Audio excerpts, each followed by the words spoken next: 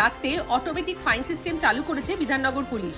সূত্রত এর ফলে শহরে বেলাগাম গতিতে গাড়ি ছোটানোর প্রবণতা অনেক কমে গেছে। পুলিশের মতে এতদিন নিউ টাউনে স্পিড লিমিটের অটোমেটেড ডিসপ্লে বোর্ড থাকলেও অধিকাংশ গাড়ি চালক মানতেন না। তাই এনকেডিএ সহযোগিতায় স্বয়ংক্রিয় পদ্ধতিতে ই চালান কাটা শুরু করেছে পুলিশ। বিশ্ববাংলার সরণি, আলিয়া বিশ্ববিদ্যালয়ের রাস্তা, সাপুরজি ইউনিটিকে রাস্তা সহ মোট 12টি পয়েন্টে এনপিআর ক্যামেরা লাগানো আছে। বাস ও ট্রাকের জন্য 40 কিলোমিটার প্রতি ঘন্টা এবং বাইক ও গাড়ির জন্য 50 কিলোমিটার প্রতি ঘন্টা সর্বোচ্চ গতিবেগ বেঁধে দেওয়া হয়েছে। এছাড়া অতিরিক্ত 10 কিলোমিটার প্রতি ঘন্টা গতিতে ছাড় দেওয়া আছে।